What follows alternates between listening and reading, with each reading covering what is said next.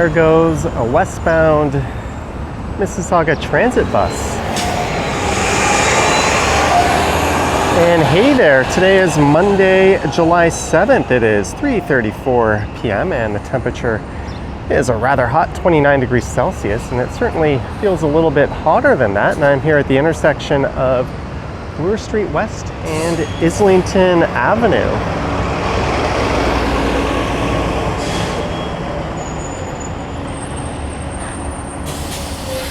And that is Islington Station.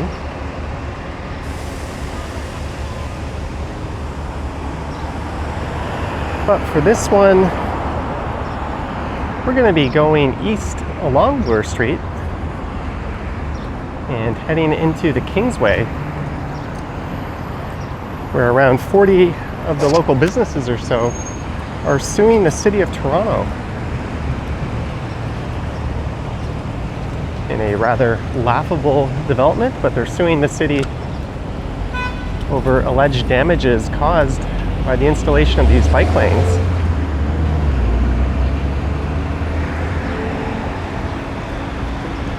And I'll talk a little bit about that on the way over there.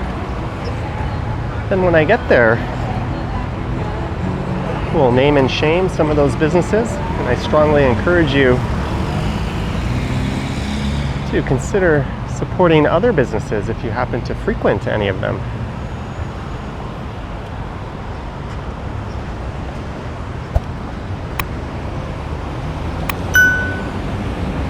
Let's go to the south side of Bloor Street here, and I'll talk I'll talk a little bit about a recent study done that showed more bikes going along a stretch of Bloor Street during peak hours than there were vehicles.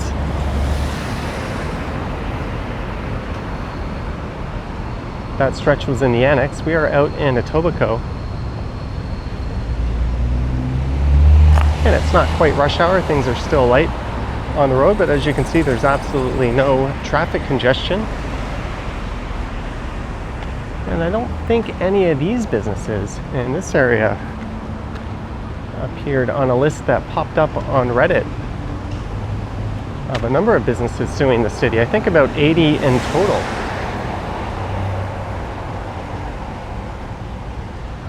But for some background, back in May of 2016, the City Council approved a pilot project for separated bike lanes along a stretch of Bloor Street.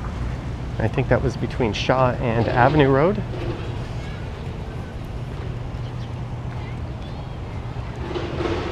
And it was successful enough that in November of the following year, it was made permanent.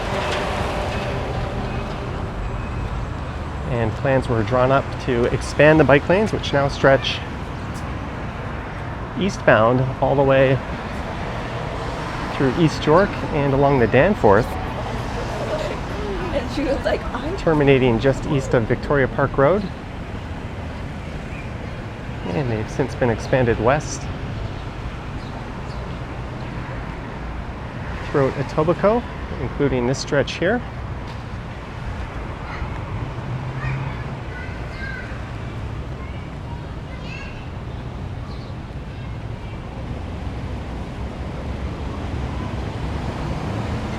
I think it was around 2020 they were extended west to Runnymede Road.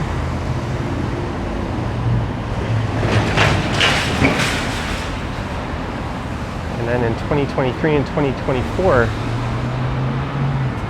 they were extended west again.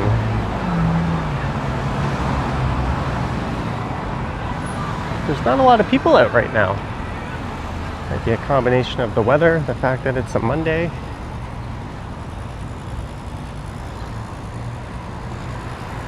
Traffic on the roads is really light. But the Kingsway is a pretty short stretch, so I thought I would start at Islington and we'll just make the walk over. We'll be heading over the Mimico Creek pretty soon.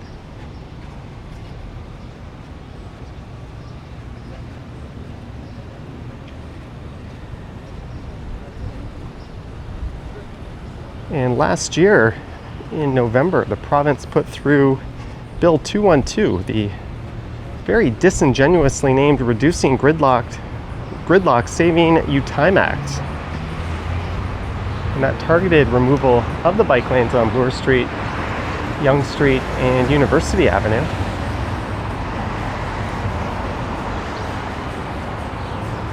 It gave the province the ability to remove any bike lanes and require approval from local municipalities for the addition of any bike lanes that remove a lane of traffic.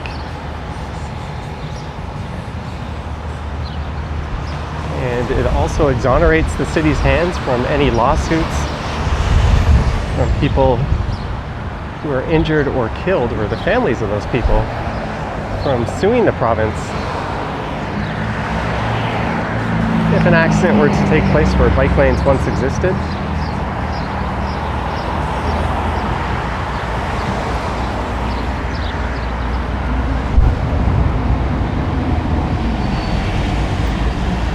From a pedestrian's point of view, they provide a nice buffer and an added layer of safety between the sidewalk and the street.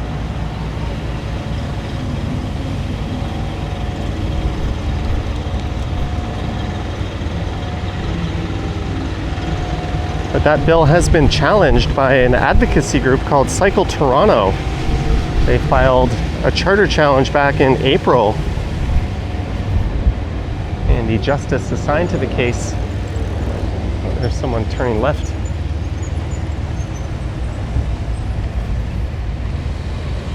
granted a temporary injunction against the province's wishes to remove the bike lanes, and the province has since appealed that. And apparently the city is working with them to perhaps reach some sort of compromise, because the obvious thing to do is to maintain the bike lanes and just remove any on-street parking.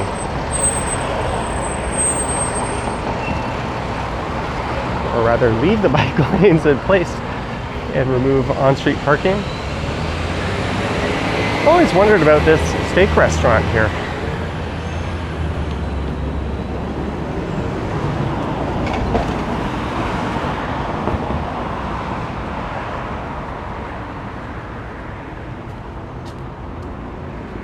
The name is very hard to see from this part. Harry's.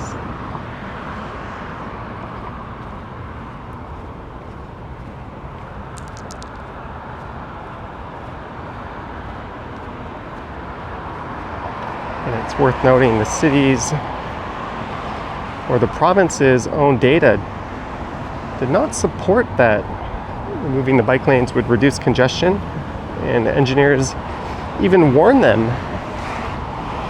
that it'll worsen the safety in the areas and provide a very negligible benefit to traffic.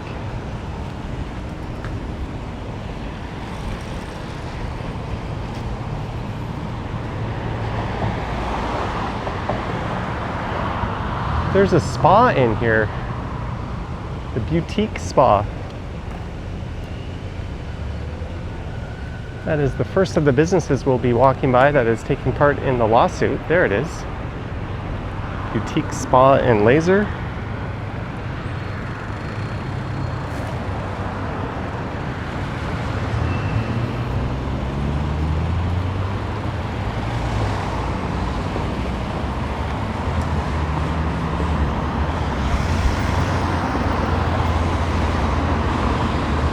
So back in June, a Toronto civic group set up cameras on Bloor Street in the annex, and during the afternoon rush between 5 to 7, they counted all the cars and moving traffic.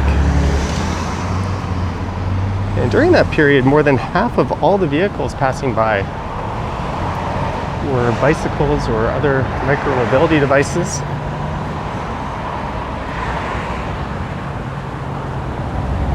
That's notable given that the bike lanes only occupy a small part of the total roadway. Here's a look at the Mimico Creek that empties down into Lake Ontario at Humber Bay.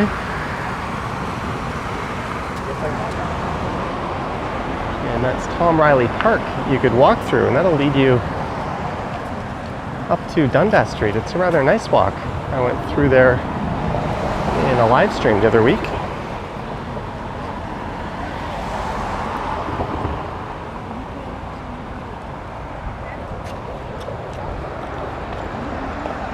So the province claimed only 1.2% of Torontonians commute by bike.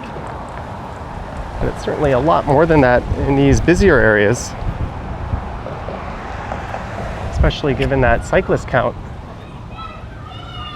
In the annex, there's the Orit Music Academy. They also appeared on the list of businesses suing the city.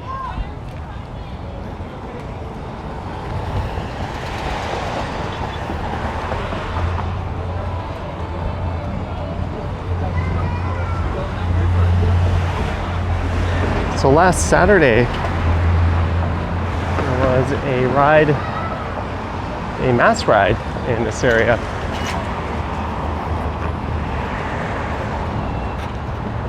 Along and past the 40 businesses suing the city.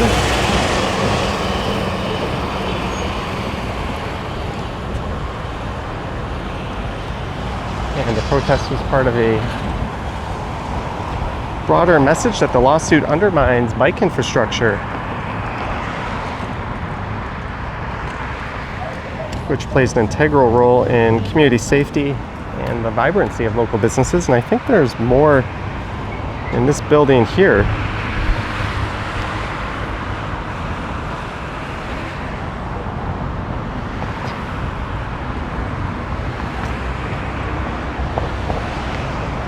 The sun is shining bright and it's hard for me to read off my screen, so we'll keep moving. I think it's a law firm.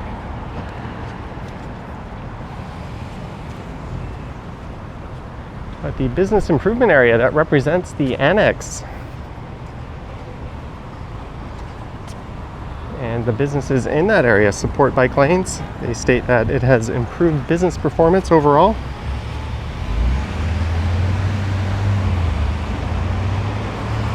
Which is generally true everywhere around the world where bike lanes make an appearance.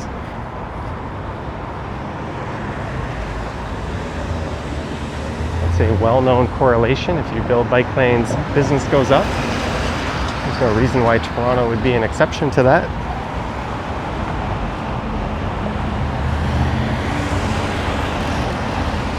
But a number of the businesses in this area, as we enter the Kingsway, are going to be on the north side of the street.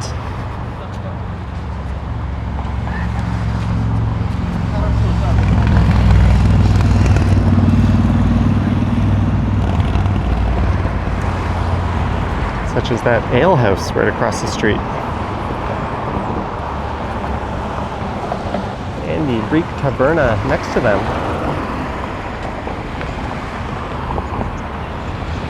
And the Kingsway School of Music, which is on the second floor just over to the left.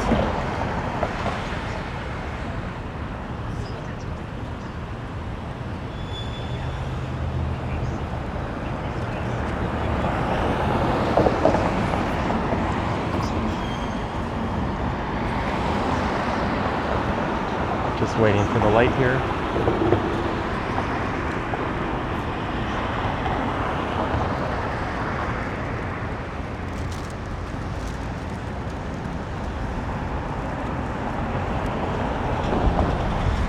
A very long light cycle.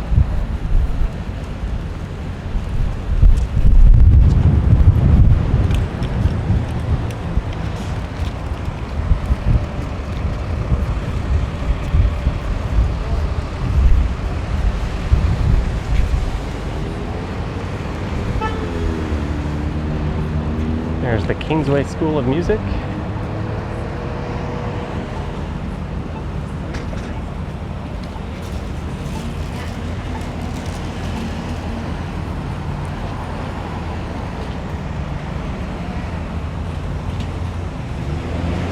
So these two businesses here are in the no-go zone.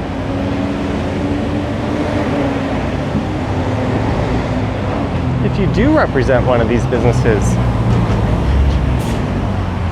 and you've been falsely identified, I am relying on third-party information for this. do reach out to me and I can issue a correction in the comments. I'll pin a comment to the top. This hair gallery is listed.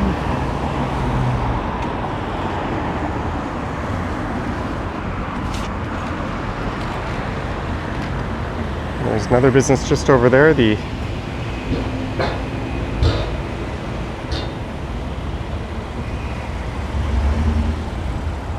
I can't see it. It's a real estate brokerage.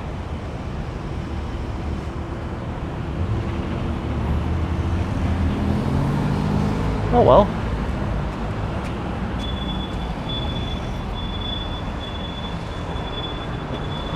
There's a Timmys.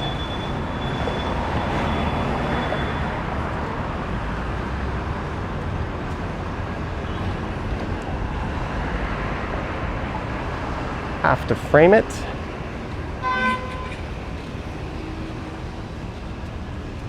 Doesn't want the city to be safer and more livable. Romy's Pizza and Restaurant is on the list, as is Kingsway Fish and Chips.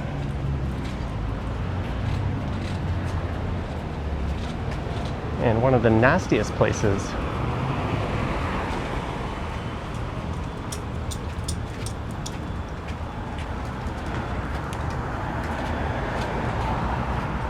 just let these people pass,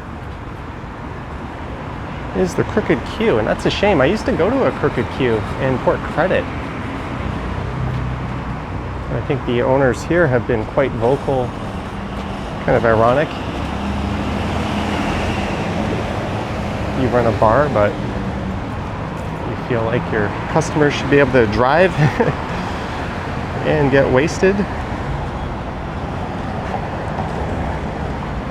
And the Arthur Murray Dance School, just up here on the left, is also a part of that, as well as Royal York Dental. I may have walked past that.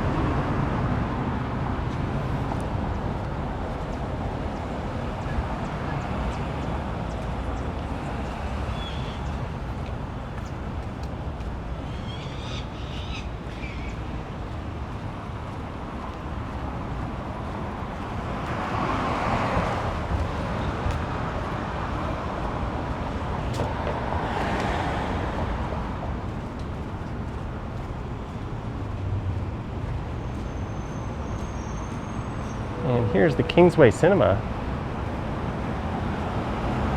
This is a staple of the neighborhood.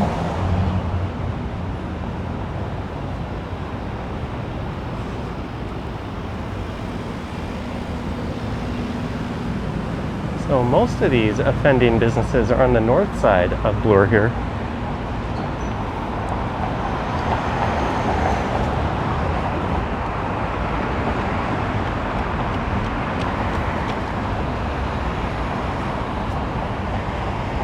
There's a salon, which may be on the second floor. Salon Allura, which I'm not seeing. Oh, that Embu hair place is on the list. There it is. And Chaos Music. Another place not to get your musical devices from. And there's an Orthodontic Studio just over there. Orthodontic Studio at Royal York. That building with the green @ sign.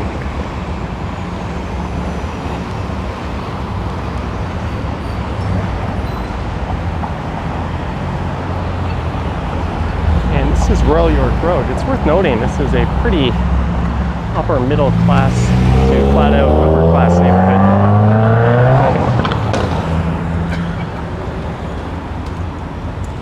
The subway station is right there, but there are a lot of really nice big homes on these streets.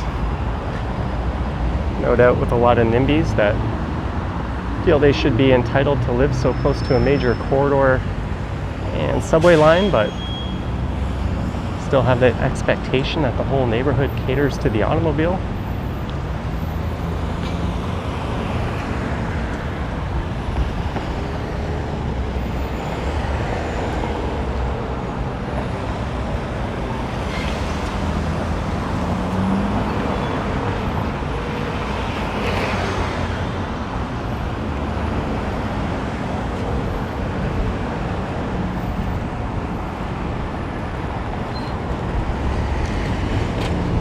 Young's Produce is on the list.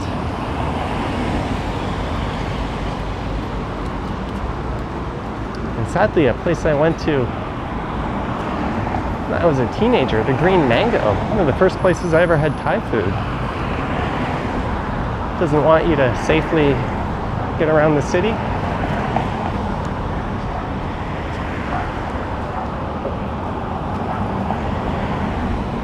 Just Greek restaurant. Another offender.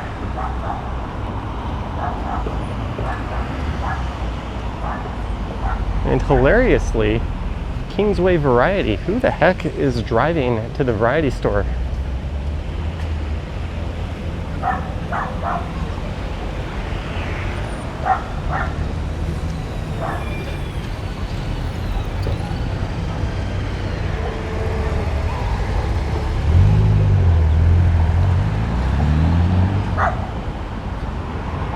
And there's another place coming up, Sushi to go Bloor. And yeah, you're not seeing many cyclists at this time of day, but you're also not seeing many motorists.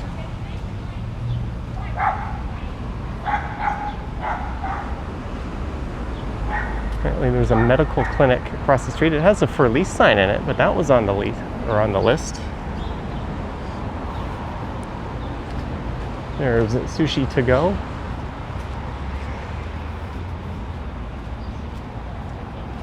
Boo earns to you.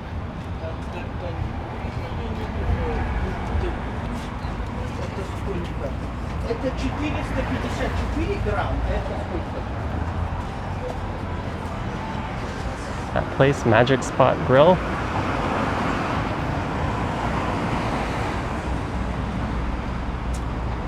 Another one along with the business barbershop and spa next to it.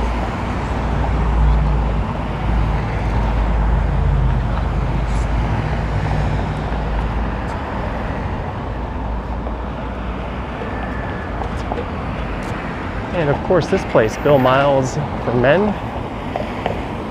I'm a man, I shall not be shopping there.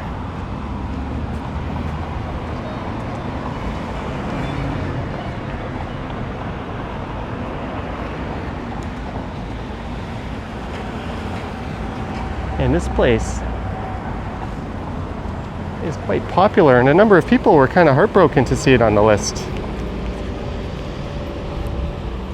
A moji Japanese restaurant.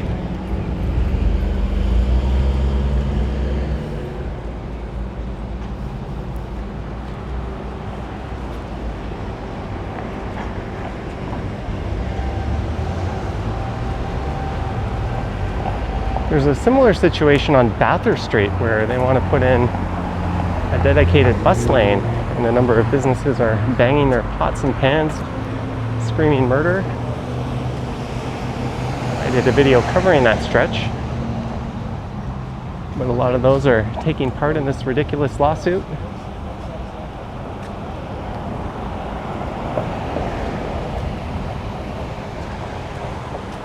There's some Muskoka chairs or Adirondack chairs if you're American. This place, Cheesy Place, is suing the city. Ooh,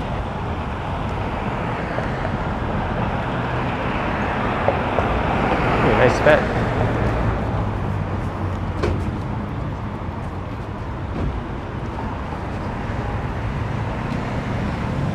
As is this cosmetic clinic and the vision care place below it. And here's perhaps the most egregious offender, the Old Sod. They threw a party here when the province passed the bill. The owner of this place seems particularly insufferable. Etobicoke's oldest and shittiest pub. Monday, it's bi-weekly comedy.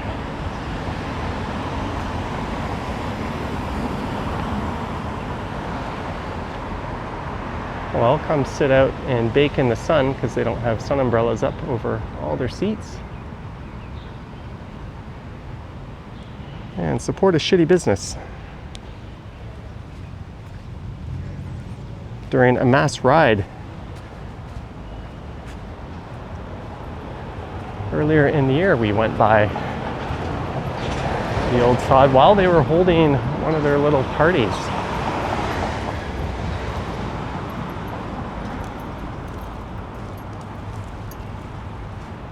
Simply chic, fine European lingerie. I guess I won't be buying anything from them. And there's a place called the Golf Gallery over there.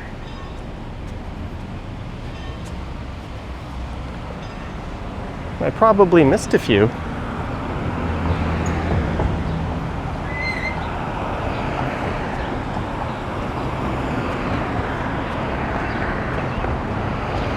Again, we are walking on a major corridor with a subway line and multi-million dollar homes all around, which is kind of absurd if you think about it. We often talk about the missing middle in Toronto. Well, I would argue the first few blocks north and south of Bloor Street ought to be occupied by just that, 4 or 5 story walk-ups and fourplexes. You have a subway line. This is where the density should be. But Toronto is famously kind of all or nothing along these stretches. There's also a similar situation with local NIMBYs around Pape Station, protesting a large tower going up there at what will be a major interchange between Pape Station and the Ontario line, or rather line 2 in the Ontario line. If you're not going to build tall there, where are you going to build tall? And again, you have a lot of low density single family homes just north and south of Danforth.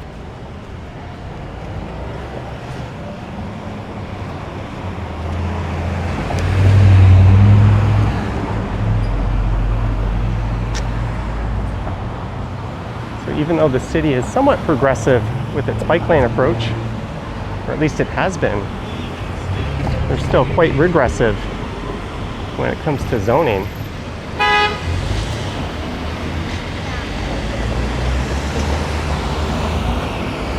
And that's why you end up with such massive towers popping up long corridors, because there's so little development allowed elsewhere.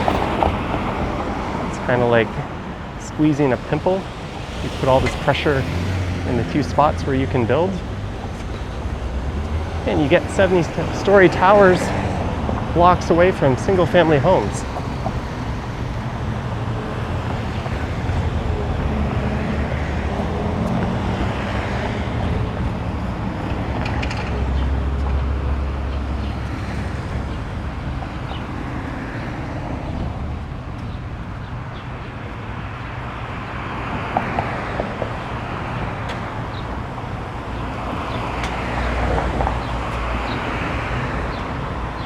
And one of the problems with the bike lanes out in this neck of the woods is there's not much in the way of north-south connections on arterials like Islington and Kipling. You very much have this one major artery where they've extended the bike lanes, but it doesn't connect to a whole lot, so it's great for people where this is your destination, or if you're attending any of those businesses. But it should just be laying down the fundamental groundwork for expanding all throughout Etobicoke. It's very much a case of if you build it, they will come. A prime example of that is downtown, where Toronto is experiencing a bike boom. There's never been more cyclists in the city, and the bike share numbers seem to indicate that. There's a somewhat expansive network of bike lanes in that part of town.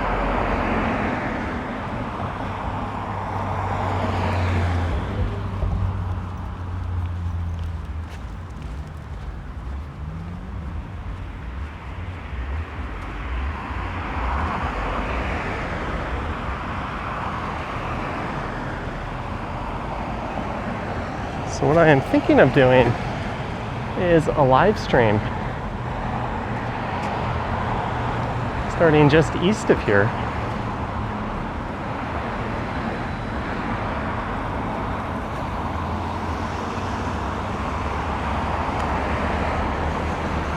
So we'll carry on towards Old Mill Station.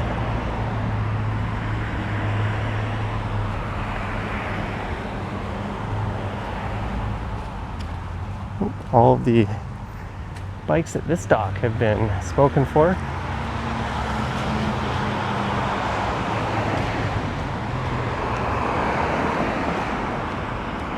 As the afternoon rush hour gets underway, I'm sure there'll be some bikes deposited into those docks as people ride home from work and school.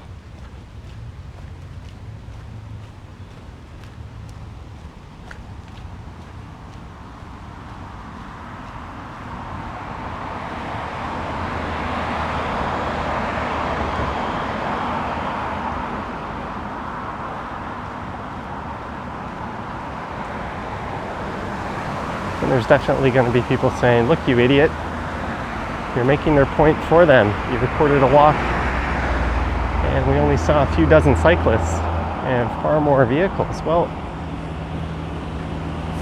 that's just anecdotal. The numbers do not lie. These bike lanes are well used and safety numbers have improved. Less deaths, less catastrophic injury.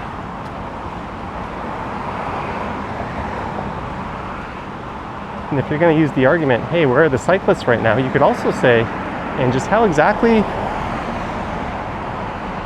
is congestion an issue?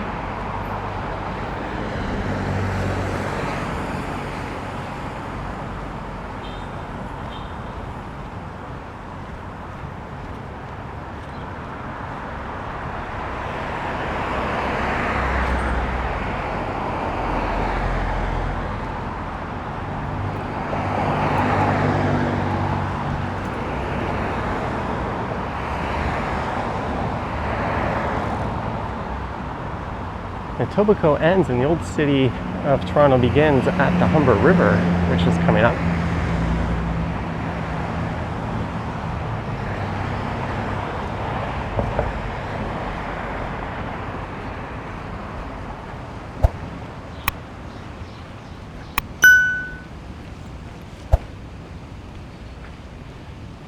The street coming up is the Kingsway.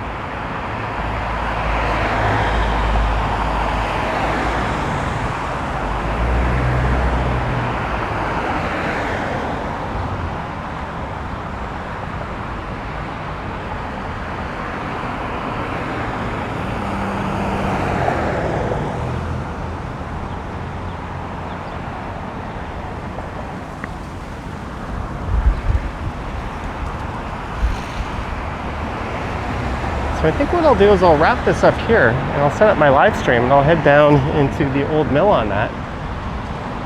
There's a lovely bench in front of a very lovely looking building where I'll pause for a moment and set things up. So I hope you enjoyed it. I look forward to your thoughts and comments down below. If you wish to support what I do on YouTube, there's links to my Patreon and YouTube channel membership down in the description. I've got an Instagram account at Johnny Strides, and there is a super thanks button appearing down below if you wish to say thanks that way. Anywho, thank you for watching, guys. Yoink.